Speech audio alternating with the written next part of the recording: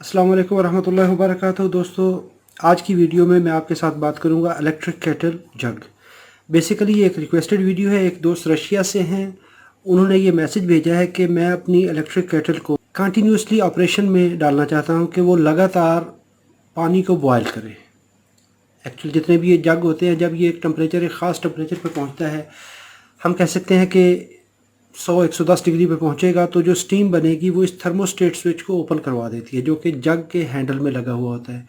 जैसे ही हम उसको पावर ऑन करते हैं तो क्या करता है कि ये हमारी लाइन है, न्यूट्रल है और अर्थ है।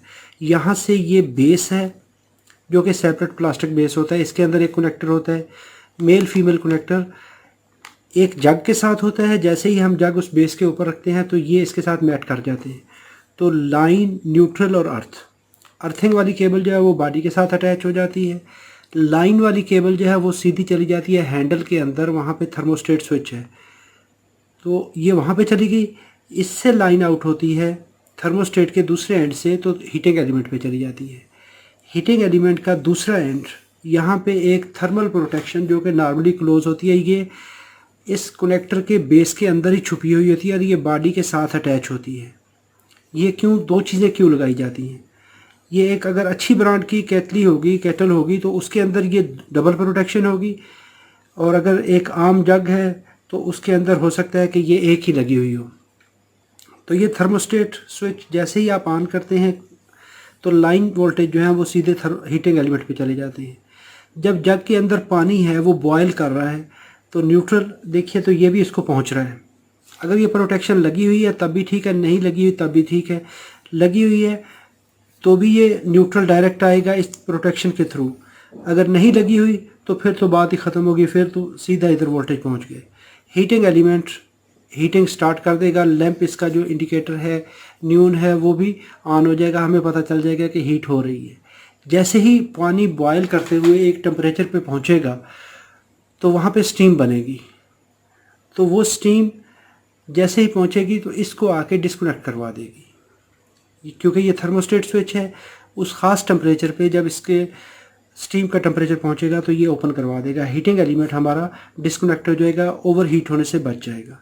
अगर किसी वजह से जग के अंदर पानी नहीं है, हमने इसको ऑन कर दिया, उस वक्त क्या होगा कि अगर एक ख़ास टेम्परेचर पे जो कि प्रोटेक्शन है, उस वक्त तक तो ये बेस, इसका हीटिंग एलिमेंट जो है वो गर्म होता रहेगा। जैसे ही हीट इसके पास पहुंचेगी तो ये इसको ओपन करवा देगा।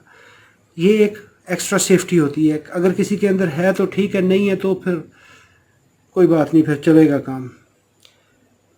तो अभी जब हमारे दोस्त ने क्वेश्चन किया है कि हमने इसको बाईपास करना है, वो चाहते हैं कि जी ये जब पानी बॉयल हो उस वक्त क्या कर हो सकता है, उन्होंने अंडे उबालने हो इसमें, जबकि ये अंडे उबालने के लिए होती नहीं है। मे भी जो भी करना है उन्होंने, तो उसके लिए आपने क्या करना है कि इसको आप जो हैंडल के अंदर लगा हुआ स्विच है, थर्मोस्टेट है, इसकी दोनों वायर्स को जंपर कर दें। वैसे तो हमें असूलन किसी सेफ्टी को बाईपास नहीं करना चाहिए, लेकिन जुगाड़ भी कोई चीज़ होती है। तो जुगाड़ लगाने के लिए आप इसको बाईपास कर दीजिए। जैसे बाईपास करेंगे, इससे क्या होगा कि जैसे ही आप पावर ऑन करेंगे, जब इसको बेस के ऊपर रखेंगे तो ये डायरेक्टली हीटिंग स्टार्ट कर देगा। अगर हीटिंग स्टार्ट हो रही है, पानी उसके जग के अंदर है, तो वो टेम्परेचर पहुंचते हुए बॉयल करेगा। बॉयल करने के बाद जब तक आपने चलाना है चलता रहेगा।